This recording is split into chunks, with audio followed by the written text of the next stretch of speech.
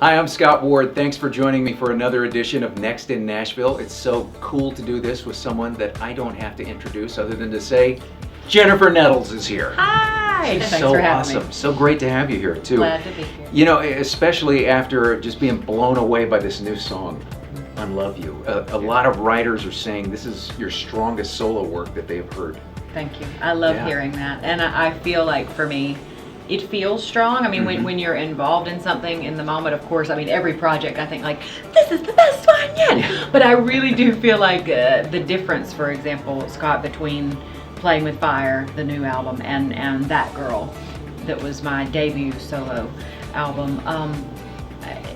Art imitates life a lot of times, how the cliche goes. Yeah.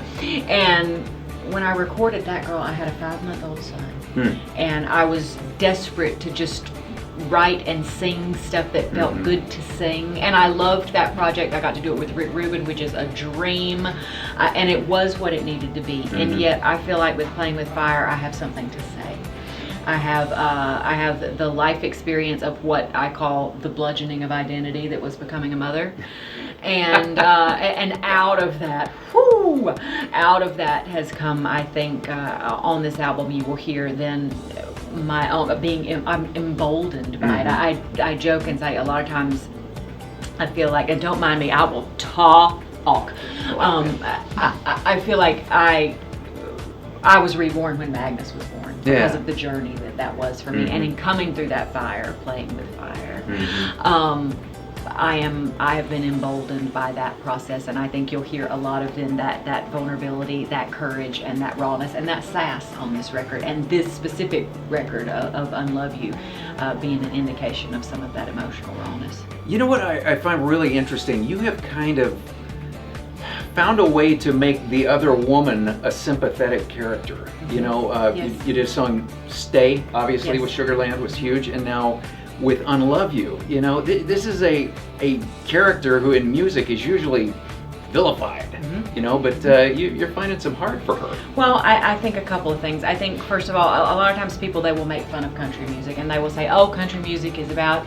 your dog dying and your truck breaking down and your wife leaving you. Right. And there is a kernel of truth to that stereotype. And what that is I think what country music does better than any other genre is it celebrates realness and it celebrates brokenness. Yeah. And I think we are of a place now in society where we are learning more and have learned about relationships enough to know that even in this case, I like that you're like, and yes, with the other woman in being the narrator, like in Stay, for example, too, that you brought up, nobody's happy in that situation, okay? Ain't nobody getting everything that they need. Nobody, or else they wouldn't be in that situation.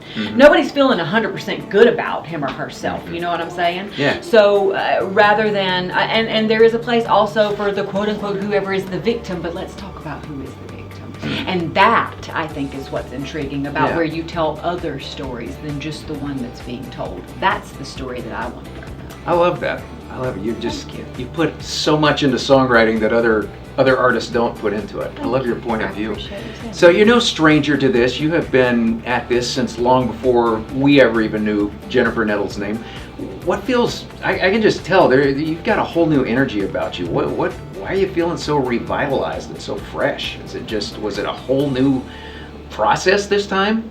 You know what I feel like it's like? I feel a couple of things, and I will go back to art imitating life and go back to becoming a mother. But I feel like what it has done for me, I've used the metaphor of I'm an arrow.